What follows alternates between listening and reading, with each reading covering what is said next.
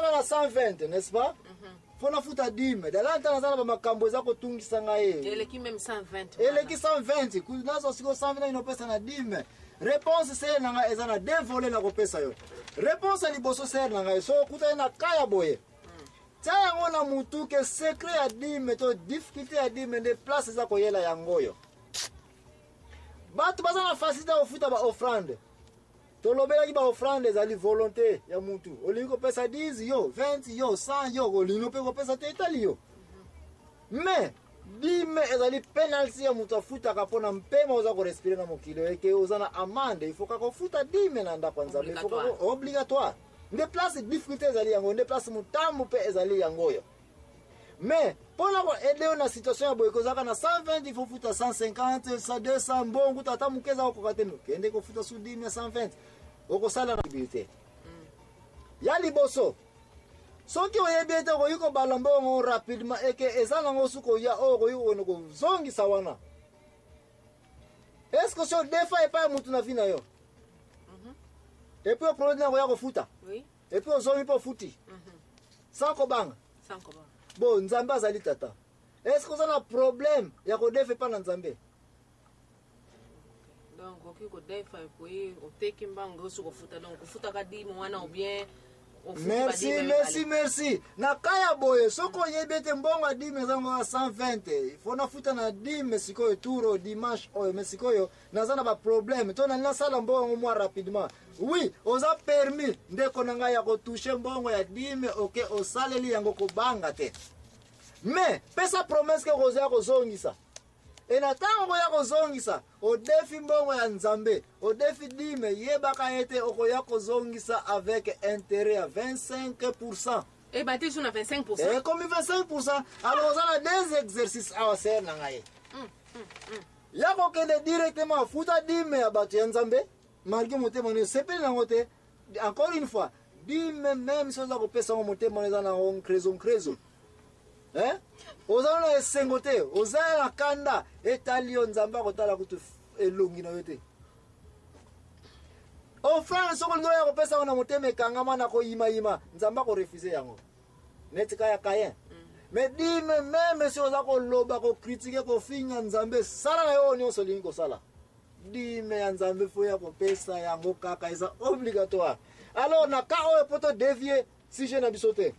120 oreya ko zongisa o defi yango saleli yango problème ezate mais yebaka yete eza nyongo koma yango quelque part na kaino ya ba nyongo juro ko za ko ya ko zongisa mezika eza 120 te et comme 25%. Et nous on est là qui 100 25% ya 100 poto que na mathématique simple eza combien 2.50 donc on va futa $12.50. Ozali na 100, 10 mais 100 ezali 10.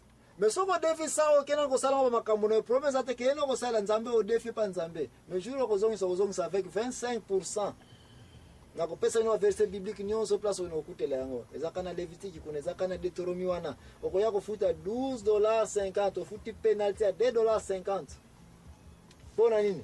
Parce que defa nini bongo ya nzambe. Wana première solution c'est nanga ya $120 mbongo za kokate ba makambo nanga za ebele fonda sala et puis mbongo sali nini za kokate.